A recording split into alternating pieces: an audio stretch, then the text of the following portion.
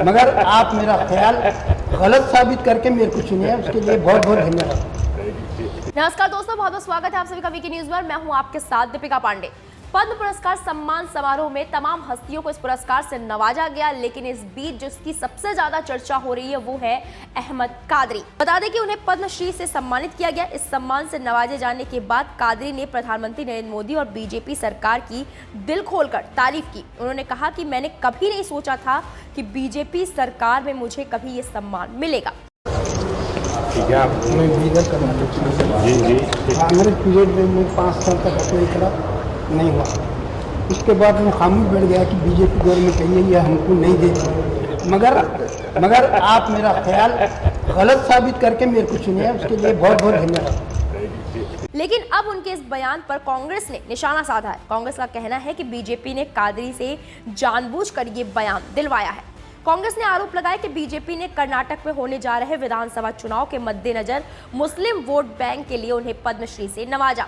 मुस्लिम voters को खुश करने के लिए कादरी से ये बयान दिलवाया गया है ताकि चुनाव में बीजेपी को इसका फायदा मिल सके। कांग्रेस प्रवक्ता प्रमोद तिवारी ने यह आरोप लगाया कि देश में पद्मश्री पुरस्कार से सम्मानित होने की इच्छा लाखों लोग रखते हैं, लेकिन कादरी से ये बयान सुनियोजित तरीके से दिलवाया गया है। इस बयान को सुनियोजित ढंग से दिलवाकर उसे प्रचारित किया जा रहा है। बीजेपी ऐसा अपने फायदे के लिए कर रही है। उन्होंने कहा कि अब क्योंकि कर्नाटक चुनाव आने वाले हैं, ऐसे में मुस्लिम शख्स को पद्मश्री से सम्मानित कर चुनाव में उसका लाभ भुनाने की योजना बीजेपी बना रही है। जब कादरी से कांग्रेस के आरोपों के बारे में पूछा गया तो उन्होंने कहा कि मैंने कांग्रेस के शासन में 10 साल कोशिश की। मैंने 5 साल पद्मश्री पुरस्कारों के लिए आवेदन किया, लेकिन कोई फायदा नहीं हुआ। इसके बाद जब बीजेपी सरकार आई तो मुझे लगा कि ये पार्टी तो मुस्लिमों को कुछ नहीं देती, इसलिए मैंने अप्लाई करना ही छोड़ दिया। लेकिन प्रधानमंत्री ने मुझे गलत साबित किया, मुझे मुस्लिम होने के बावजूद चुना गया, इसके लिए मैं उनका आभारी हूँ। प्रमोद तिवारी के बयान पर कादरी ने कहा कि वो गलत बोल रहे हैं। नेताओं का काम ही है एक दूसरे को लड़वाना। मैंने प्रधानमंत्री मोदी से अपने दिल की बात कही है, जो मैंने इतने सालों में महसूस किया। मैंने उनके साथ साझा किया। मेरे दिल में जो भी था मैंने उनके सामने बोल दिया। मुझे 25 जनवरी को पता चला था कि मुझे पद्मश्री के लिए चुना गया है।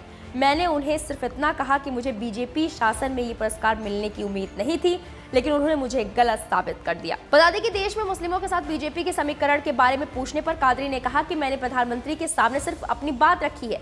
मैंने पूरे मुसलमानों का ठेका नहीं ले रखा है। मैं शुरू से पक्का कांग्रेसी हूँ, हमेशा कांग्रेस को ही वोट देता था, लेकिन अब कर्नाटक में चुनाव होने जा रहे हैं। इस बार मैं बीजेपी को ही वोट करूंगा और उनका हक अदा करूंगा। अब आपके मन में सवाल उठ रहा होगा कि आखिर कौन है शाह रशीद अहमद कादरी।